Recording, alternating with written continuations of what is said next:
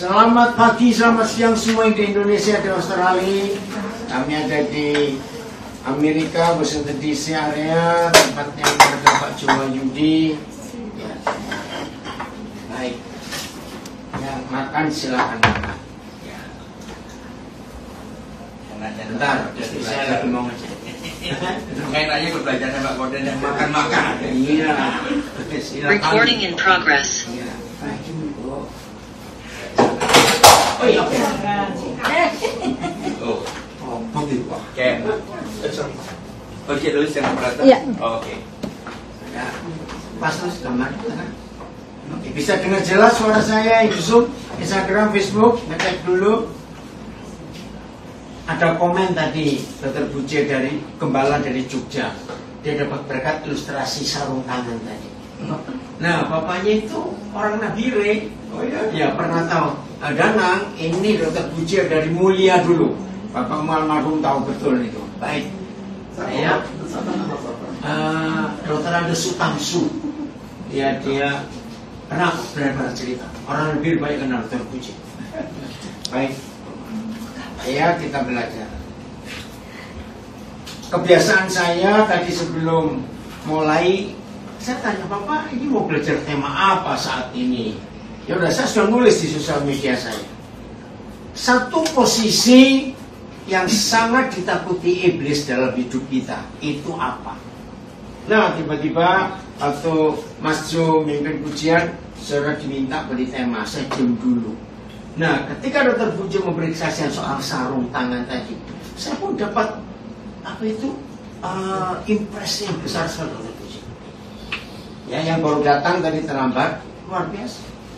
Nah, bagi Dr. Buce, saya sebut cancer survivor. Amin. Sudah menang. Iya. Datang ke dokter. Nah, kalau kita dengar kesaksiannya, tanya, jadi dokternya yang siapa? Betul tidak? Dokternya yang mana? Ini pasiennya atau dokternya? Karena dokternya diberi nasihat malahan itu. Nah, ilustrasi loh. Jadi posisi yang paling iblis takuti dalam hidup kita bukan ketika kita berdoa, bukan ketika kita puasa, bukan ketika kita ibadah, bukan ketika kita memberi persembahan. Posisi yang sangat iblis takuti dalam hidup kita, sehingga mereka kalau menyentuh kita, menjamah kita, mereka harus mikir dulu. Yaitu posisi seperti bukan berdoa justru. Posisi seperti tangan kita ada di dalam sarung tangan itu. Maka kita terlindung. Saudara, sampai hari ini, bahkan sampai kapanpun juga, semua orang yang terlibat dalam medis menangani pasien tidak boleh nggak pakai sarung tangan. Itu peraturan internasional. Nah, ini tempat atau posisi yang paling iblis tidak suka. Nah, untuk membuat kita, istilah medis tadi, kembali Dr. Buce memberikan ilustrasi. Satu-satunya cara supaya iblis bisa menyentuh kita, mereka akan berusaha menarik kita keluar dari sarung tangan ini. Ngerti nggak ilustrasi ini? Ngerti ya? Keluar dari sarung tangan. Apa yang terjadi? Ya, virus, bakteri nempel semua. Mari kita buka Yohanes 14 ayat 21. Yohanes 14 ayat 21. Nanti kita akan uraikan, kita akan bongkar ayat ini. Yohanes 14 ayat 21.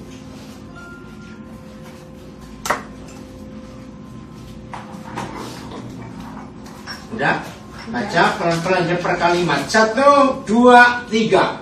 Barang siapa memegang perintahku dan melakukannya, ialah yang mengasihi aku. Barang siapa mengasihi aku, ia akan dikasihi oleh Bapakku, dan aku pun akan mengasihi dia dan akan menyatakan diriku kepadanya.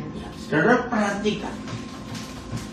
Syaratnya bukan rajin doa, rajin ibadah, rajin baca Alkitab. Tadi Dr. Buce kalimatnya bagus. Orang yang hanya percaya pada Tuhan belum tentu apa tadi? Apa istilah tertulis tadi? Kenyataannya itu apa? Hanya sebatas kepercayaan. Iya, tapi bukan kenyataan. Ya, itu kalimat bagus. Kalau kita hanya sekedar percaya kepada Tuhan Yesus, itu artinya kepercayaan. Tapi yang kita percaya belum tentu jadi kenyataan. Ini kalimat bagus sekali. Kira-kira Inggrisnya bagaimana itu?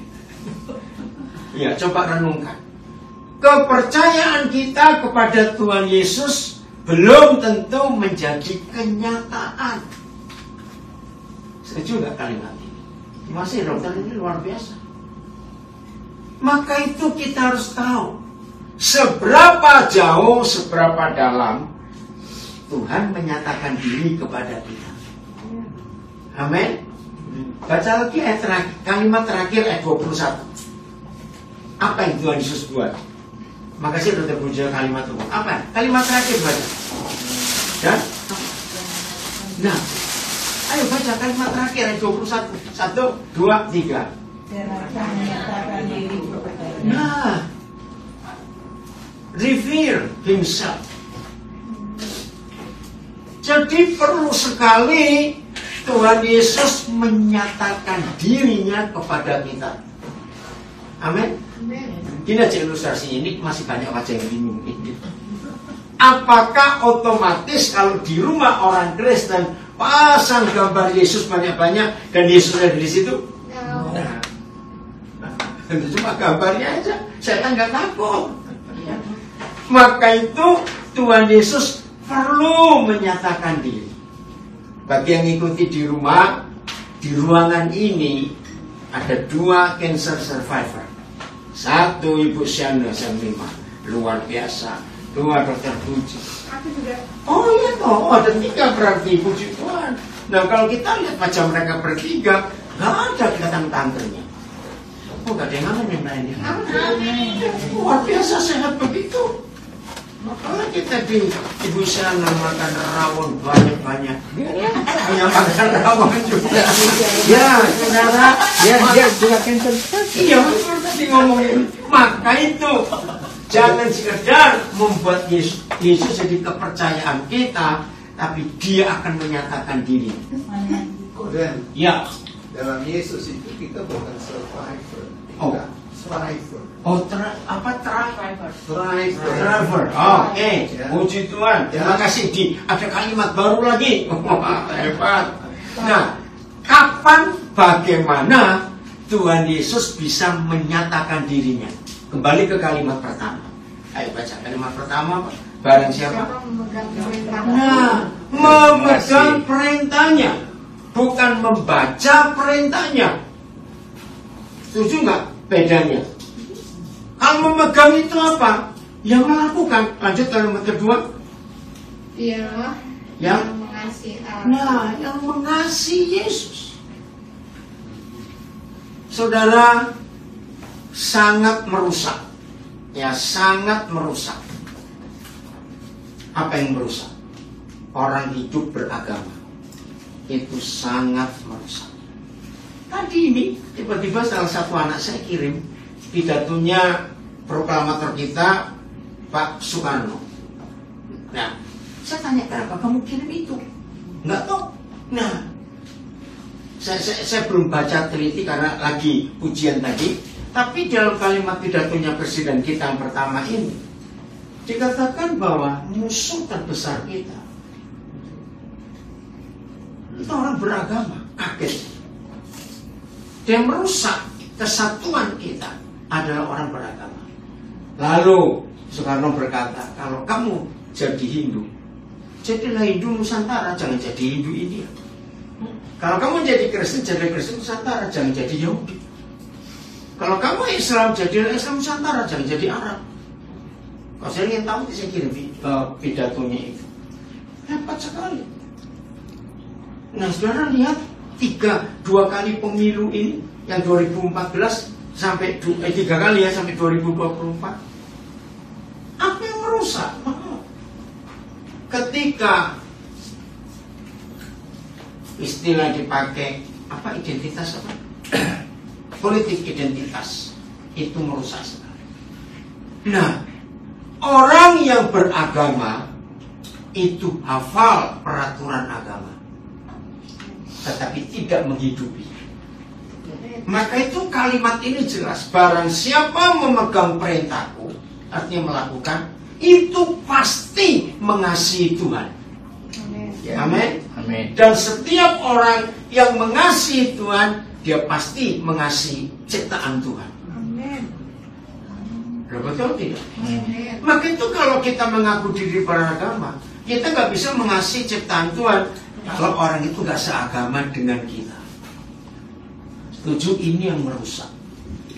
Kalimat ketiga, barang siapa mengasihi aku, terus Dia akan dikasihi Bapa. Dia akan dikasihi oleh Bapa. Wah, ini luar biasa. Dan nggak cukup hanya Bapa yang mengasihi kita. Terus kalimat berikut. Nah, Tuhan Yesus pun mengasihi kita. Ayo kita jawab jujur.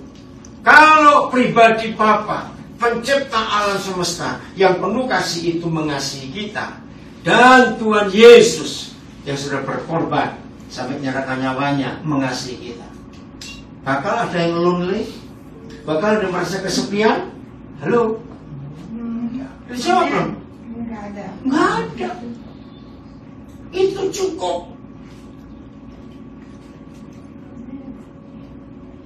Minggu pagi ya, salah satu, dia bukan anak rohani saya, tapi kakaknya, itu kakak iparnya anak rohani saya.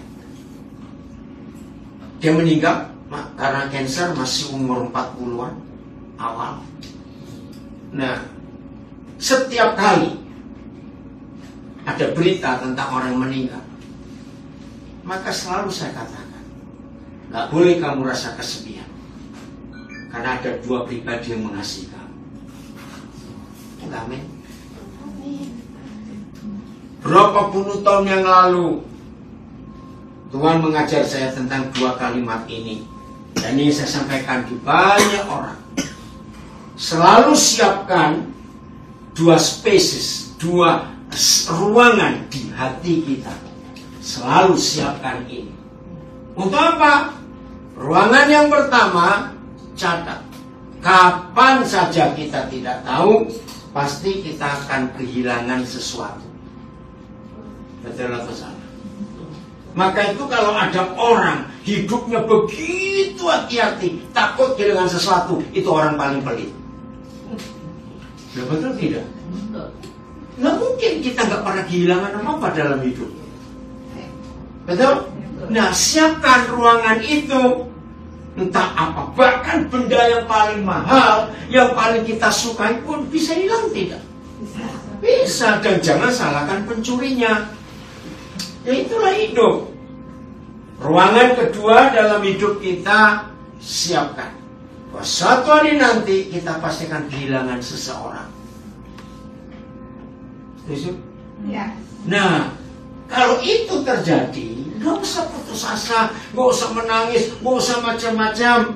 Karena ayat ini, Bapakku dan aku mengasihi kamu. Amin. Ini luar biasa, ini penghiburan yang sangat nyata.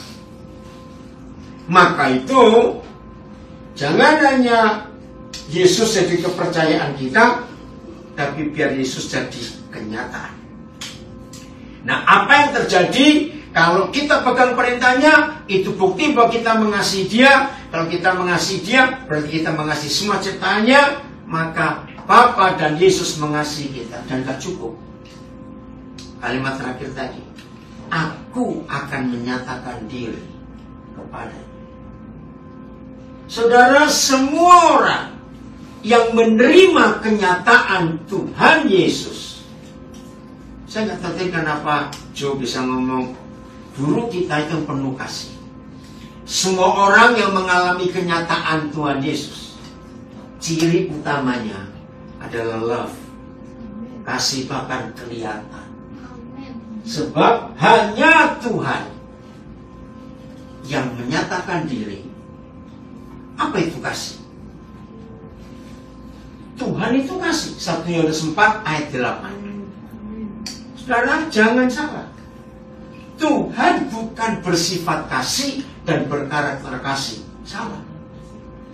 Kasih itu dia sendiri. Amin. Kasih itu dia sendiri. Sifat dan karakter bukan. Kasih itu dia sendiri. Dan setan benci kalimat ini. Maka itu setan merusak. Dengan apa? Kebencian. Nyimpang sedikit Natal. Saudara, mengapa sampai hari ini, maaf, tidak ada komunitas, kelompok, agama, atau sosial apa saja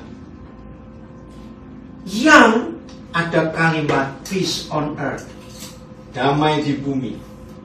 Betul tidak? Cari, maaf, ini bukan soal membedakan agama apa enggak. Walaupun saya nggak setuju, tapi bersyukur. Begitu masuk bulan Desember, langsung yang dikenal dunia adalah apa? Peace. Betul nggak? Damai. Karena itu berita pertama yang disampaikan oleh surga ketika Yesus lahir. Masih ingat? Malaikat berkata, damai di bumi bagi semua orang diperkenan Tuhan. Nah, setan nggak suka ini. Pokoknya kalau saya dengar kasih dan dengar damai, setan pasti tidak suka. Dan sedihnya, setan berhasil membuat damai nggak ada di bumi. Betul atau salah kalimat ini? Perang terjadi di mana-mana. Kita nggak usah sibuk ngurusin perang Ukraina, Rusia, perang Hamas dengan Israel. Ayo urusi rumah tangga kita sendiri. Ada perang nggak di rumah? Setuju? Ayo. Nah, kita betul kata Mother Teresa. Karena Desember 79 atau Januari 80 saya lupa. Setelah dia menerima Nobel perdamaian, lalu diminta PBB untuk buat speech. Kalimatnya terkenal sampai hari ini dan dia ada ditulis besar-besar di kantor PBB di New York. Hei para pemimpin dunia, jangan bicara damai di gedung ini. Pulang ke rumah, buat damai di rumah. Because love start from home. Amin. Jadi gak usah jauh-jauh lihat perang, mulai dari rumah kita. Iblis berhasil mencuri damai dan kasih dan damai dari keluarga kita. Dan celakanya tidak sedikit keluarga Kristen pun sumber kerusuhan. Setuju ya? Jadi ketika Tuhan Yesus menyatakan dirinya, maka yang muncul itu cuma damai dan kasih dan damai. Amin. Nah, kasih dan damai itu bisa jadi satu kata, mengampuni atau forgiveness. Setuju? Kasih dan damai itu terbukti karena kita mengampuni. Kalau kita nggak punya pengampunan, nggak ada damai. Betul? Ini yang merusak. Maka itu tempat ini, posisi ini yang setan paling nggak suka. Ngeri sekali. Ayat 20, coba baca ayat 20. Ayat 20 masih ada 19. Ayo, 1, 2, 3. Nah, pada waktu itulah kita akan tahu. Pada waktu kapan? Ketika Tuhan menyatakan diri dan kasihnya nyata di hidup kita, pada waktu itulah kita akan tahu. 1, ayo. Nah, ini gak usah ragu-ragu. 1, tahu apa? 1, ayo, baca. Pelan-pelan. Aku di dalam Bapa. Yang kedua, kamu di dalam aku. Yang ketiga, aku di dalam kamu. Saya tanya, berarti kita di mana?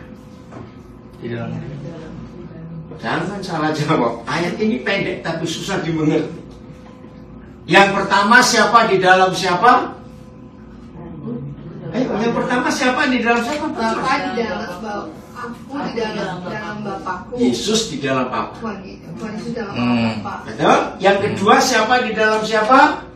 Kita di dalam Yesus.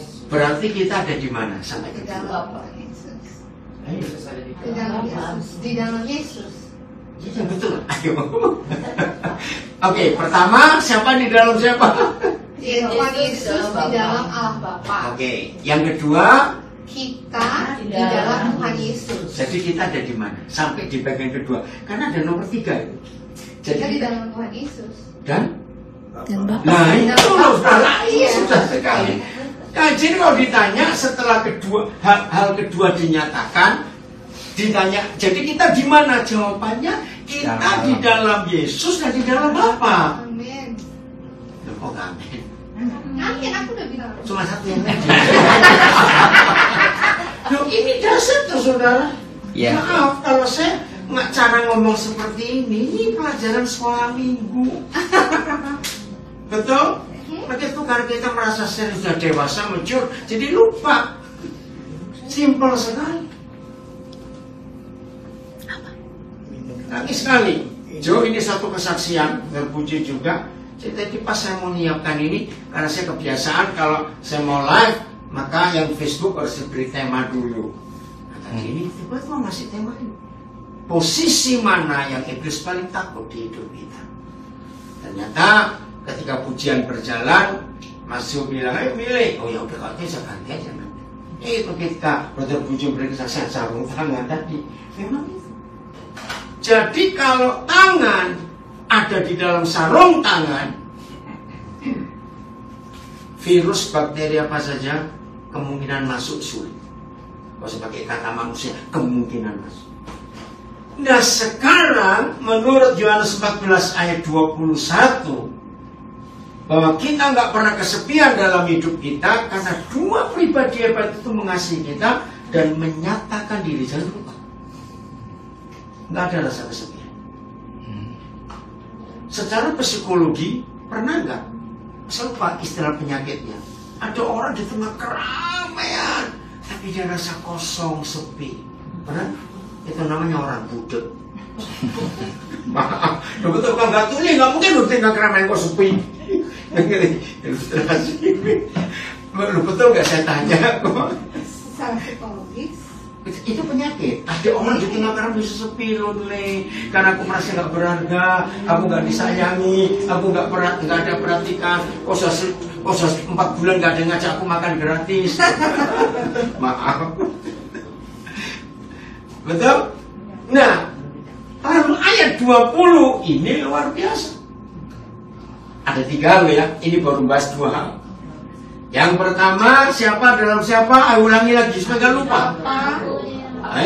Salah. Siapa dalam siapa? Tuhan Yesus di dalam Bapa. Itu yang pertama. Yang kedua, Yesus.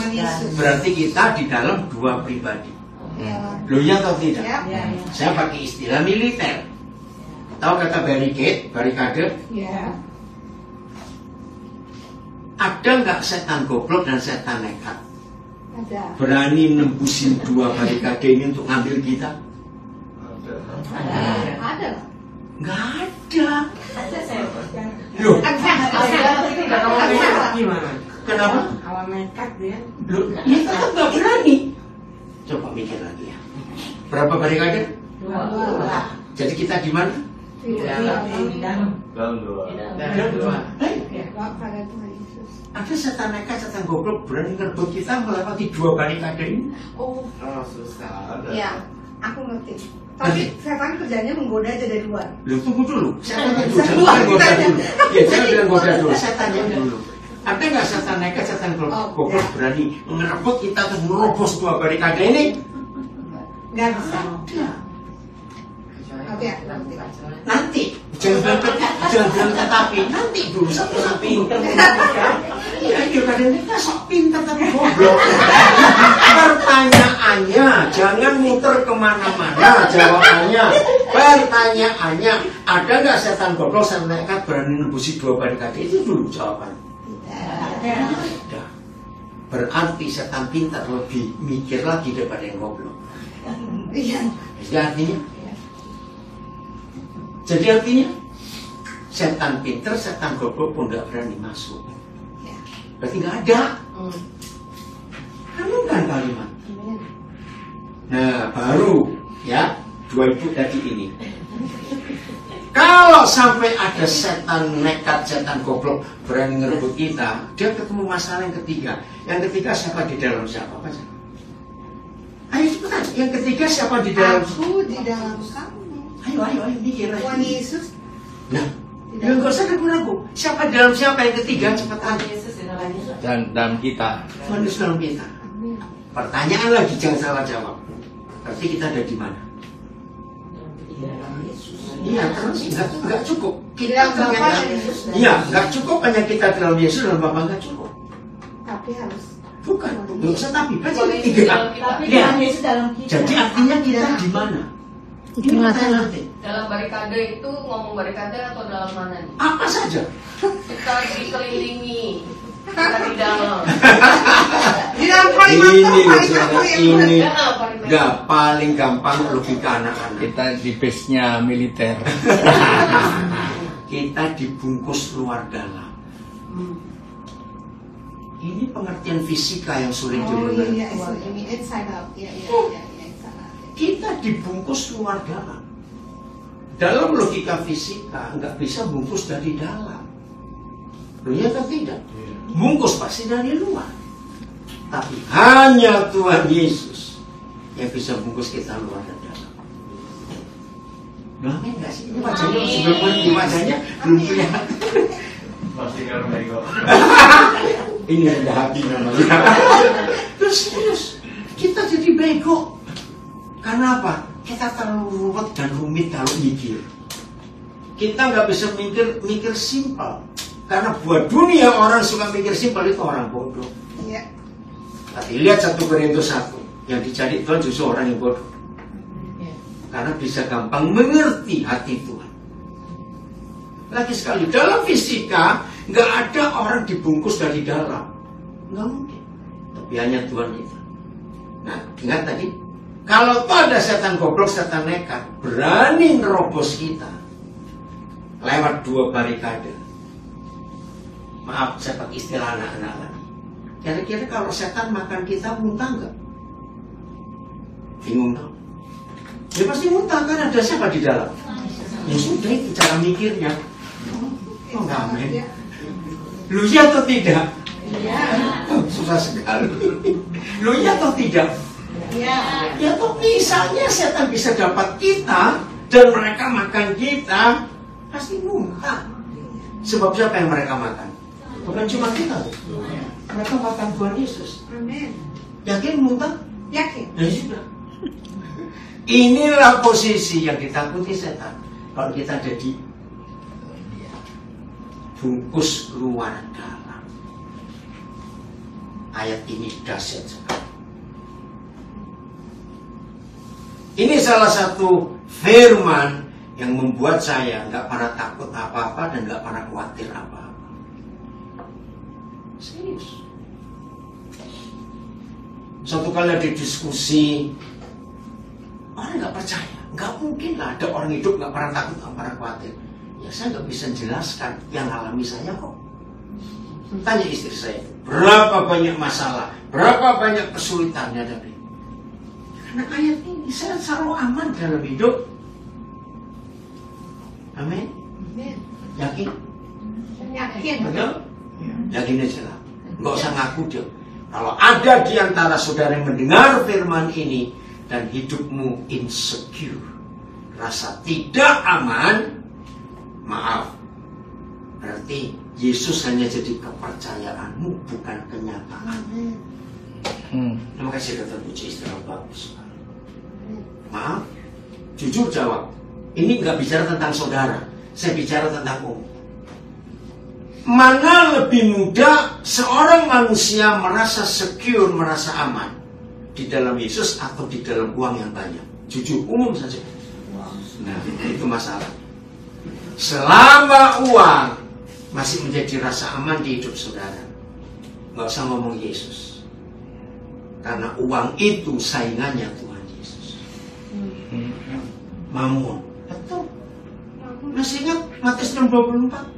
Kamu nggak bisa menghamba, melayani, mengabdi pada 2 tuan. Betul nggak? Siapa 2 tuan itu? Yesus dan uang. Nah, Tuhan Yesus mengakui sainganku itu uang. Dan betul,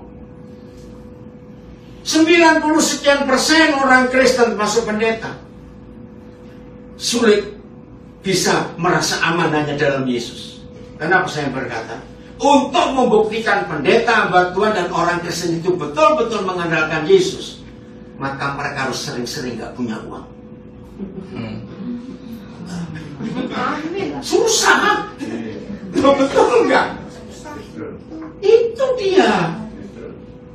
Terima kasih atas pengakuan. Maka itu sebelum saudara sering menolkan saldomu, jangan ngomong berharap Tuhan. Serius. Maka itu kenapa firman berkata akar segala kejahatan adalah money, cinta uang. Tanpa uang bisa banyak di Indonesia orang nggak punya uang, hidup anaknya banyak lagi. Loh, betul tidak?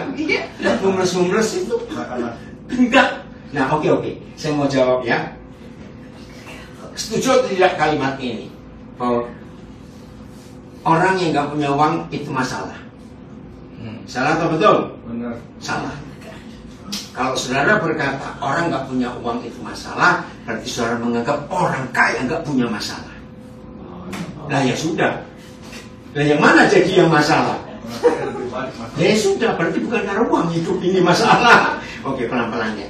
Saudara berkata nggak punya uang masalah. Setuju nggak? Artinya orang kaya nggak punya masalah. Loh, nggak artinya, bukan faktanya. Ulang. Saudara berkata orang hidup nggak punya uang itu masalah. Artinya orang yang banyak uang nggak punya masalah. Faktanya lebih banyak. Jadi masalah bukan pada uang, pada hati, mindset. Terima kasih. Itu masalahnya. Hati kita kemana? Maka dalam ilustrasi hidup jangan tersinggung ya. Orang yang mata duitan itu nggak usah beli tensi darah meter itu, cek saldo saja. Lu serius? Kalau saldonya tinggi tekanannya no. Kalau saldonya kurang tekanannya naik. That's right. Jadi masalahnya bukan pada uangnya, kepada siapa kita punya sandaran, kepada siapa kita punya harap. Jadi setuju, justru orang kaya makin banyak masalahnya daripada orang yang pas-pasan. Ya betul tidak? Ya sudah. Maka itu kenapa saya berani berkata, jangan bilang ada lagu yang terkenal di Indonesia, satu-satunya yang kuandalkan, satu-satunya yang kupercaya, masih lagu itu. Nah jangan nyanyi lagu itu kalau duitmu lagi banyak. Lo setuju gak? Maaf loh saudara, ini fakta yang sulit dimengerti karena banyak pendeta nggak berani khotbah seperti ini. Ilustrasi satu lagi. Ada orang kaya, sangat kaya dan sangat miskin, divonis dokter terlambat, kanker stadium akhir. Dari dua orang ini siapa yang langsung berharap Tuhan? Yang miskin, yang kaya dokter langsung Singapura, mana Amerika, karena duitnya banyak. Yang nggak punya uang, jadilah kehendakmu Tuhan. Lo betul nggak? Nggak bisa berobat lagi di Indonesia. Aduh, saya masih ingat 2 hari pertama ketika Abdurrahman Wahid jadi presiden Indonesia, 2 hari dia buat pidato. Dan pidatonya saya ingat sampai hari ini. Di Indonesia orang miskin dilarang sakit. Itu kalimat bagus. Loh, betul tidak? Betul. Karena justru apa ya, mengkritik Departemen Kesehatan yang nggak perhatikan itu. Orang miskin dilarang sakit, kata Presiden Abdurrahman Wahid waktu itu. Nah ini loh buktinya. Jadi orang yang uangnya sedang banyak, sulit 100% berharap Tuhan. Tapi orang nggak punya uang, gampang berharap. Artinya, lebih susah miskin atau lebih susah kaya? Dalam hal uang, lebih susah orang kaya. Untuk berharap, jangan tersinggung. Ya kalau saudara yang banyak nggak apa-apa. Jadi kan kita mau belajar firman. Jadi posisi ini yang membuat kita aman dalam Tuhan. Baca ayat 23. Masih Yohanes 14. Apa? Ya, ingat dengan nasihat tentang kapal dan air. Oh ya, kapal naik. Oke, nanti ya ingetin lagi ya. Ya, Yohanes 14 ayat 23. Wih, ini keren lagi. Inilah satu-satunya ayat yang ada kata kami. Hanya satu ayat. Coba baca. 1, 2, 3. Jawab Yesus. Jawab Yesus, ayo. Jika seorang mengasihi aku, Ya. ia akan menuruti firman. Mengasihi Yesus itu tandanya bukan rajin doa, persembahan, puasa, tapi menuruti firman-Ku, perintahnya. Terus? Dan Bapakku akan mengasihi orang yang mentaati firman. Dan kami akan Nah, datang kepada stop dulu. Ini yang luar biasa. Kami luar biasa. Apa saja boleh saudara katakan. Bapa, Putra, Roh Kudus boleh. Bapa dan Yesus boleh. Roh Kudus dan Yesus boleh. Pokoknya Tuhan yang lengkap. Nah, dalam bahasa Ibrani, kalau saudara buka kalimat kata pertama, Kejadian 1 ayat 1. Inggrisnya in the beginning God. Tapi Ibraninya Elohim. Elohim itu Tuhan yang jamak, bukan satu. Berarti bukan Tuhan kita tiga, tidak. Nah, Elohim itu adalah Papa dan Mama. Ya, saudara. Nah, ini satu-satunya ayat. Ya, betul, di situ toiletnya yang mencari. Jadi, Yesus, Bapa dan Roh Kudus nggak cuma datang, tapi kalimat terakhir ini penting. Ayo baca kalimat terakhir. Dan Dan bersama-sama dengan dia. Dan dia bersama-sama dengan dia. Tahu nggak artinya dia bersama-sama dengan kita? Pindah tempat. Jadi Tuhan nggak di surga lagi, tapi ada di hidup orang yang mengasihi Yesus dengan tanda ciri menuruti perintahnya. Ini luar biasa. Sekarang pertanyaannya, kalau sampai kami itu datang kepada kita dan tinggal dengan kita, bagi sekali pertanyaan, ada nggak setan goblok, setan nekat berani masuk? Lo ngerti terus dari sini? Oke, saya beri contoh lagi ya, saudara, pelan-pelan ya. Mungkin baru kali dengar seperti itu. Oh ya, no, nggak harus old. Old umurnya boleh tua, tapi logika tetap anak-anak. Untuk ngerti. Oke, Presiden Jokowi. Ya, tahun-tahun yang lalu saya nggak melihat, itu salah satu kesukaan saya. Kalau Presiden Jokowi mengadakan kunjungan ke banyak desa-desa, daerah-daerah, terus anehnya, kenapa dia kalau belusukan itu malam?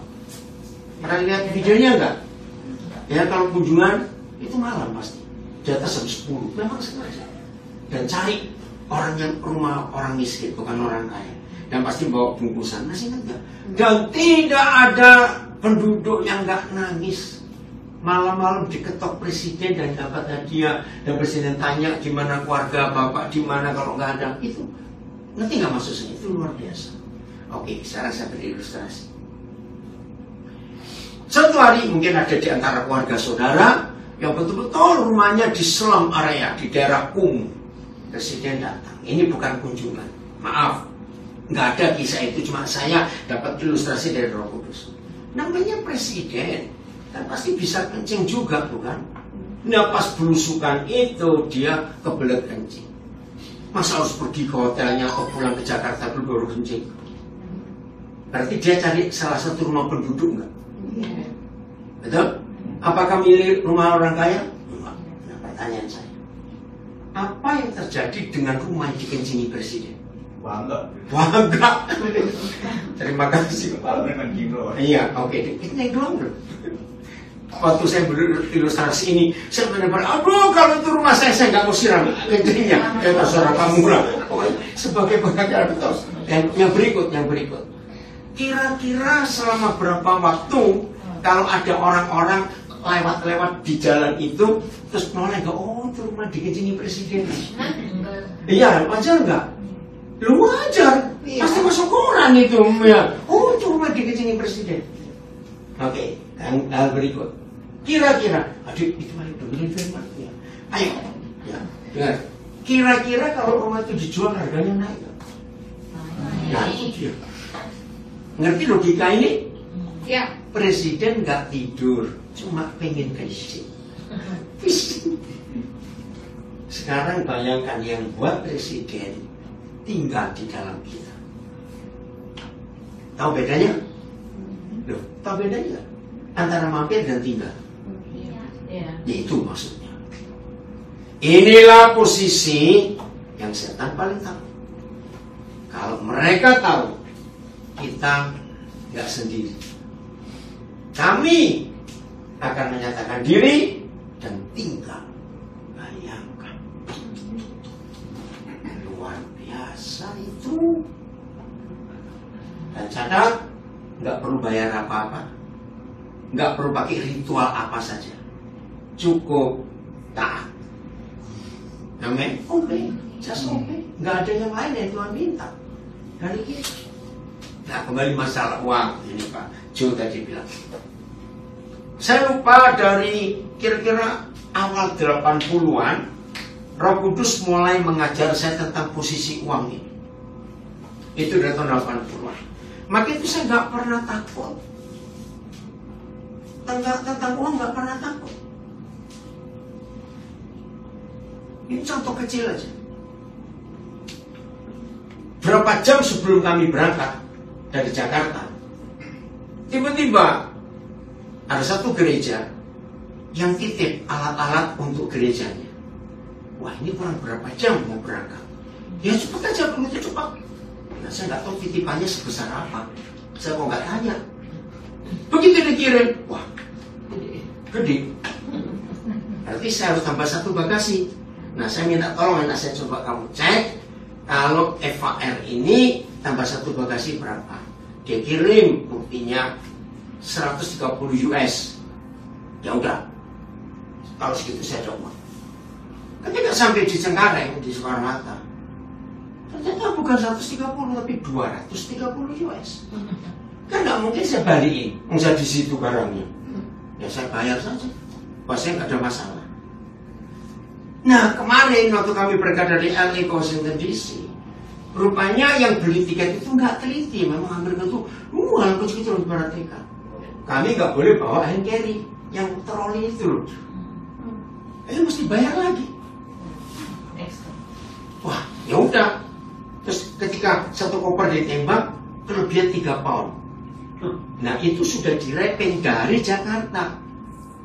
Saya tanya, kalau 3 pound, jadi 1,5 kilo cuma. Bayarnya berapa? 100 US. Saya tuh mikir, kalau saya bongkar waktunya, yang bayar jelas, saya pikir daripada repot. Betul nggak?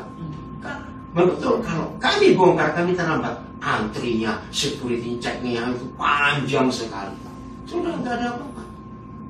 Nah, karena ada berapa titipan, jadi kami berdua kemarin dengan extra baggage itu 450 US. Puji Tuhan. Dan saya nggak merasa apa-apa sama sekali, tidak. Istilah saya gini loh, uang nggak ikut gambar. Oh, nggak ada yang ngamen. Kalau saya suruh gambar uang repot. Coba coba. Oh, ada orang di luar. Ngerti nggak? Sama sekali hati saya nggak ada rasa perih, sedih nggak. Karena saya punya prinsip uang itu kapan-kapan bisa dicari. Nah, terus Jo dengan itu nggak ya? Ini sudah hampir 1 tiket ini kamu datang. Oh, nggak apa-apa. Kenapa tidak? Oh, ada. Silahkan masuk. Ngerti ya? Nah, Maka itu penting sekali, saudara. Kalau suruh milih dari dua sandaran ini, kalau suruh milih, ya, milih salah satu. Milih salah satu dari dua itu susah atau mudah? Logikanya mudah, cuma satu di antara dua aja kok. Kalau ini yang itu, kalau suruh milih 3 atau 5, nah itu susah. Nah tunggu dulu. Dengerin. 1 adalah Tuhan Yesus, 2 adalah uang. Ini sandaran dalam hidup kita. Loh, betul tidak? Ini sandaran. Iya toh? Nah, jujur, saya tahu jawabannya. Manusia akan sulit bersandar kepada Yesus karena tak kelihatan. Logika toh? Tapi lebih gampang bersandar pada uang. Tapi saya membuktikan, yakin uang bisa buat sesuatu di hidup kita? Jangan salah jawab. Pertanyaannya, yakin uang itu bisa buat segala sesuatu di hidup kita? Tidak. Masalah umur saja. Ngerti? Ya. Artinya apa? Kalau masalah umur kita bahas, hidup nggak bisa beli kiloan. Maka itu orang kaya juga mati. Dan ada tulisan bagus, saya nggak tahu yang ngarang, tapi saya tulisan tahun 50-an yang lalu. What money can buy? Apa yang bisa dibeli dengan uang? Uang bisa beli tempat tidur yang mahal, tapi uang nggak bisa beli tidur yang nyenyak. Ya. Uang bisa beli suplemen vitamin, alat-alat penjernih air yang mahal, pembersih udara yang mahal. Percaya uang nggak bisa beli kesehatan. Coba. Ya. Uang bisa beli buku-buku yang mahal, tapi uang nggak bisa beli intelektual dan kecerdasan. Uang bisa beli alat-alat entertain yang puluhan ribu US dollar, tapi uang nggak bisa beli bahagia dan sukacita. Menghibur tidak bisa. What money can buy, nggak bisa. Yang belum tahu kisah nyata, orang Amerika harus kenal orang namanya Paul Getty. Paul Getty itu Getty. Dia adalah orang pertama di dunia yang menemukan kapal tanker. Tahun 40-an, Paul Getty sudah bisnis minyak dengan Arab Saudi ke Amerika tahun 40-an. Ternyata ketika setelah sekian tahun dia capek ngangkutin minyak cuma kapal-kapal biasa. Idenya muncul, kenapa nggak digedein aja kapalnya? Namanya tanker. Dan dia buat. Nah, sejak itu, minyak masuk ke Amerika, maka industri Amerika luar biasa berkembang. Tapi kasihan, matinya sangat tidak bahagia. Saya cari filmnya All Money in the World. Saya 8 kali nonton film itu. Kenapa? Saya ngajak teman-teman saya kaya yang sedang stres. Lihat, uang bukan segala-galanya. Puji Tuhan dari 86 yang bertobat, yang 2 masih ngotot, silakan. All Money in the World, cari, ada di Netflix. Itu film luar biasa, kisah nyata, kisah true story. Ada 3 mansinya dia di California yang diambil pemerintah sebab dia nggak punya ahli waris yang benar. Jadi anak-anak kandungnya, cucu-cucunya rusak semua karena drug, karena judi dan macam-macam. Akhirnya dia nggak ninggalin warisan. Dan begitu dia meninggal, negara sita. Kita punya uang banyak dan nggak pernah dipakai untuk jadi berkat buat orang. Kalau orang itu meninggal, uang itu milik negara. Itu hukum internasional. Jepang contohnya. Tadi pagi kami diskusikan Jepang. Karena Jepang ini sekarang lagi obral rumah. Pemerintah mau gratis membayar $5 pun dikasih. Karena banyak orang-orang tua meninggal nggak punya ahli waris. Dan rumah itu dia pada rusak dikasih loh. Mau ambil ke Jepang sana. Itu dia hidup. Nah, satu kali saya lupa awal 90-an ada orang kaya tersinggung saya khotbahin. marah-marah betul. Waduh, pokoknya gak enak ngomongannya. Akhirnya saya punya jawaban. Saya terima apa yang saudara katakan, itu betul secara logika orang itu. Tapi ingat ilustrasi ini, saya sudah dapat ilustrasi Roh Kudus sudah lama sekali. Kalau kapal itu kita, air untuk kapal itu uang.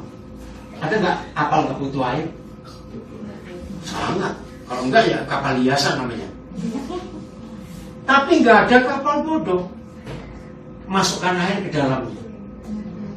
Setuju kalimat ini? Artinya apa? Kita butuh uang untuk hidup. Saya kesini dari Indonesia perlu uang, masa jalan kaki. Tapi uang tidak boleh masuk ke hidup kita. Maka itu ilustrasi yang lebih pendek. Selama uang itu masih dalam dompet, dia hamba yang baik. Tapi begitu uang pindah ke dalam hati, dia bos yang jahat. Betul atau salah kalimatnya? Maka itu posisi yang paling iblis takuti adalah kalau Yohanes 14 ayat 20, 21, 23 itu jadi kenyataan di hidup kita. Setan tidak berani apa-apa. Nah, ini ayat yang terakhir saya akan jawab 2000 tadi yang tapi. Yohanes 10 ayat 28. Yohanes 10 ayat 28. Ayo kita baca. Nah, tapi yang baru jawab di sini. Filipus. Kenapa Filipus? Enggak, tugasnya Filipus bukan. Udah? Ya, oh ya, ntar bisa bacakan TSI-nya ya. Udah, Yohanes 10 ayat 28. Baca dulu. Oh, belum. Sudah. Ya, Yohanes 10. Bukan satu Yohanes. Yohanes. Bukan satu Yohanes. Injil Yohanes. Ada Injil Yohanes, ada surat Yohanes.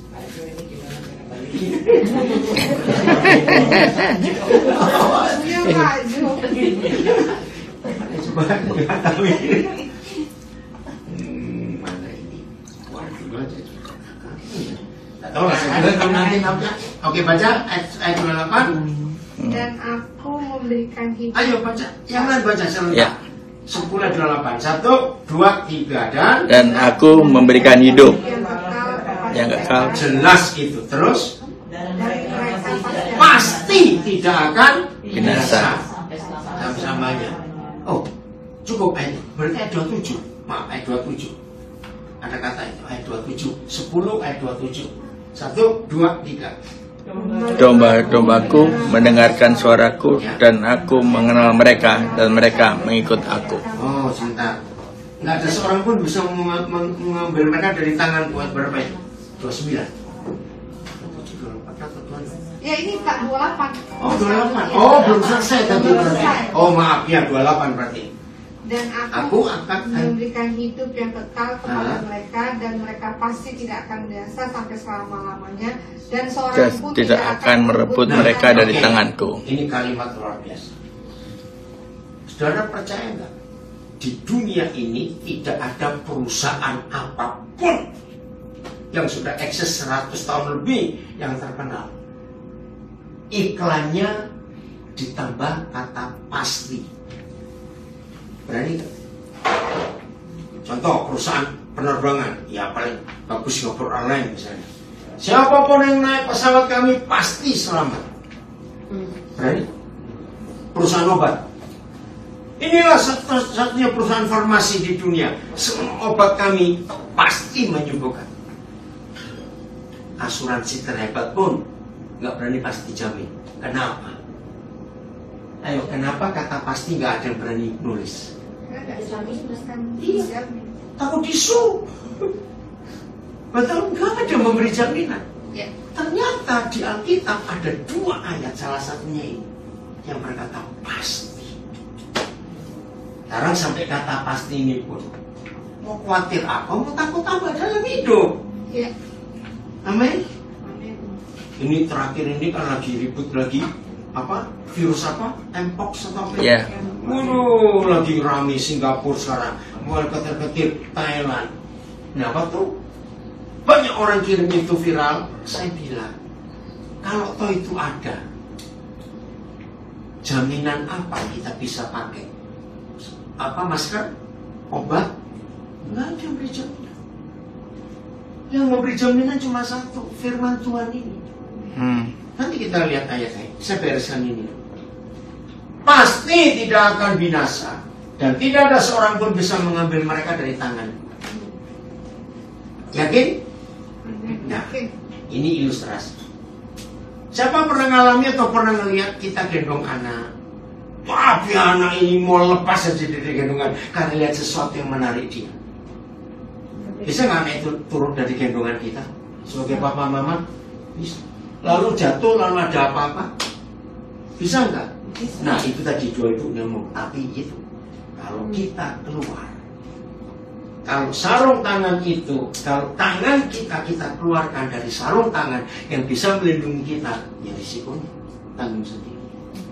Oke, ayat terakhir. Keluaran 15 ayat 26. Ini jaminannya cuma ini, saudara. Nggak ada yang lain. Jadi nggak usah takut dengan penyakit semua yang ada. Perhatikan firman ini. 15 ayat 26. Terima kasih Papa, Engkau memberi jaminan. Ini tempat yang aman buat hidup kita. 1, Keluaran Exodus 15 ayat 26. 1, 2, 3. Tidak kamu sungguh-sungguh mendengarkan 1, ya, sungguh-sungguh mendengarkan suara Tuhan, 2, melakukan apa yang benar benar di matanya, di mata Tuhan. 3, memasang telinga kita pada perintah-perintahnya, perintah-perintahnya. Yang 4, dan mengikuti segala ketetapannya, maka tidak akan menimpakan kepadamu. inilah satu-satunya jaminan membuat kita nggak akan kena sakit. Kalau kita 4 hal ini kita lakukan. Siapa masih ingat dulu waktu kita masih kecil? Saya nggak tahu saudara yang keluaran tahun 60-an, 70-an, yang saya keluaran 50-an sebabnya. Kata taat dalam bahasa Ibrani itu bukan obey, tapi dengar. Itu kata taat. Nurut itu dengar. Nah dulu orang-orang tua kami berkata, kamu harus dengar-dengarannya. Pernah dengar kalimat itu? Kamu harus dengar-dengaran. Ternyata itu kata taat dari bahasa Ibrani. Dengar-dengaran. Wah, luar biasa.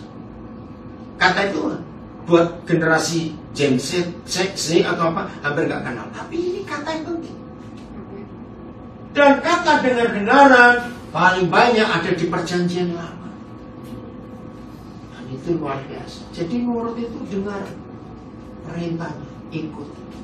Dan ini jaminannya. Yakin semua ada jaminan yang Tuhan beri? Jadi tahu posisi aman kita? Istilah Dr. Puja, tetap di dalam sarung tangan itu.